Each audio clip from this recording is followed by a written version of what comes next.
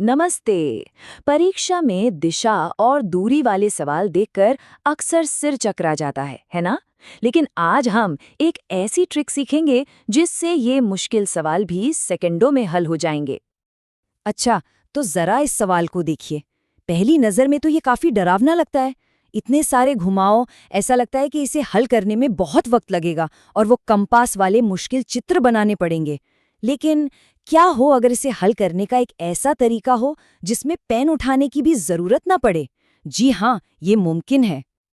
उस शॉर्टकट पे जाने से पहले चलिए बस 1 मिनट में कुछ जरूरी बातें दोहरा लेते हैं। घबराइए नहीं, इसमें ज्यादा समय बिल्कुल नहीं लगेगा। ये बस हमारी नींव को मजबूत करने के लिए है। तो देखिए, हमारे पास कुल 8 दिशाएं होती हैं। 4 मुख्य, उत्तर, दक्षिण, पूर्व, पश्चिम और 4 इनकी उपदिशाएं। और सबसे जरूरी बात यह है कि किन्हीं भी दो पास-पास वाली दिशाओं के बीच हमेशा 45 डिग्री का फासला होता है। घुमाव वाले जितने भी सवाल होते हैं वो असल में बस दो ही चीजों पर टिके होते हैं। एक है दक्षिणावर्त यानी क्लॉकवाइज, जिसे हम दाईं ओर मुड़ना भी कहते हैं, और दूसरा है वामावर्त यानी एंटी क्लॉकवाइज, जो होता है बाईं ओर मुड़ना। बस यही दो खेल हैं। और अब वो हिस्सा जो इन सवालों को देखने का नजरिया ही बदल देगा। अब से वो गोल गोल डायग्राम बनाने की कोई जरूरत नहीं। इसका हल एक बहुत ही आसान सी टेबल में छुपा है। तरीका बहुत ही सीधा साधा है। सबसे पहले 2 कॉलम बनाइए, एक क्लॉकवाइज CW और दूसरा एंटी क्लॉकवाइज ACW। फिर सवाल में दिए गए सारे घुमावों को उनके सही कॉलम में लिख दीजिए। इसके बाद दोनों कॉलम के नंबरों को अलग अलग जोड़िए और आखिर में बड़े जोड़ में से छोटे वाले को घटा दीजिए। बस इतना ही करना है। चलिए, अब अपने पहले वाले सवाल पर वापस लौटते हैं और देखते हैं कि ये ट्रिक असल में काम कैसे करती है। आप देखेंगे कि ये किसी जादू की तरह है। तो हम बस सवाल में दिए गए हर घुमाव को लिस्ट कर लेते हैं। 90, 180 और 135 डिग्री जाएंगे क्लॉकवाइज वाले कॉलम में, और 270, 180 और 135 डिग्री जाएंगे एंटी क्लॉकवाइज वाले कॉलम में। अब इसे और भी तेज करने का एक तरीका है। अगर कोई एक ही नंबर दोनों कॉलम में है तो उसे वहीं के वहीं काट दीजिए। जैसे यहाँ 180 और 135 दोनों तरफ है, तो ये एक दूसरे को कैंसिल कर देंगे। तो अब हमारे पास क्या बचा? एंटी क्लॉकवाइज में 270 डिग्री और क्लॉकवाइज में 90 डिग्री। इनका अंतर कितना हुआ? 180 डिग्री।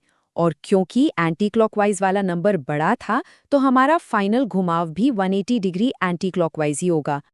और अब आता है आखिरी कदम। व्यक्ति का मुंह शुरू में पश्चिम की ओर था, तो पश्चिम से 180 डिग्री एंटी क्लॉकवाइज यानी घड़ी की उल्टी दिशा में घूमने पर कहाँ पहुंचेंगे? ठीक उसके सामने, यानी पूर्व में। और बस यही हमारा जवाब है। देखा, कोई मुश्किल डायग्राम नहीं, कोई कंफ्यूजन नहीं। ये तरीका घूमने वाले सवालों के लिए तो परफेक्ट है, लेकिन उन सवालों का क्या जिनमें दिशाओं के नाम ही बदल दिए जाते हैं? चलिए देखते हैं। अब इस नई तरह की पहेली को देखिए। ये पढ़ने में थोड़ी कंफ्यूजिंग लग सकती है ना? लेकिन यकीन मानिए, इसके पीछे का लॉजिक भी उतना ही आसान है। हमें बस इसमें छिपा हुआ पैटर्न पकड़ना है। सोचिए, अगर उत्तर दिशा को दक्षिण पूर्व कहा जा रहा है, तो इसका मतलब क्या हुआ?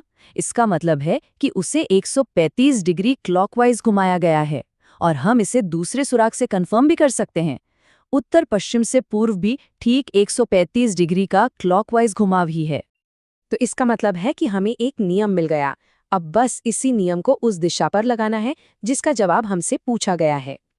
तो जब हम पूर्व दिशा को उसी नियम के हिसाब से 135 डिग्री क्लॉकवाइज घुमाते हैं, तो हम सीधा पहुंचते हैं दक्षिण पश्चिम पर।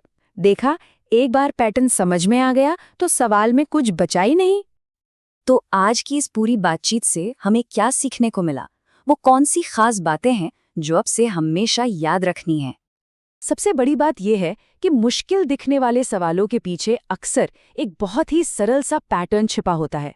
हमें बस डायग्राम बनाने की आदत छोड़कर उस पैटर्न को ढूंढने पर ध्यान देना है, चाहे वो CW/ACW टेबल हो या दिशा बदलने का कोई नियम। तो ये तकनीकें परीक्षा के दिन आपका सबसे बड़ा हथियार साबित हो सकती हैं। ये दिखाती हैं कि सही अप्रोच के साथ किसी भी चुनौती को अपनी ताकत में बदला जा सकता है, जिससे कीमती समय भी बचता है और आत्मविश्वास भी बढ़ता है। अब सोचने वाली बात यह है कि ऐसी और कौन-कौन सी मुश्किल समस्याएं हैं जिन्हें इसी तरह की आसान तरकीबों से हल किया जा सकता है।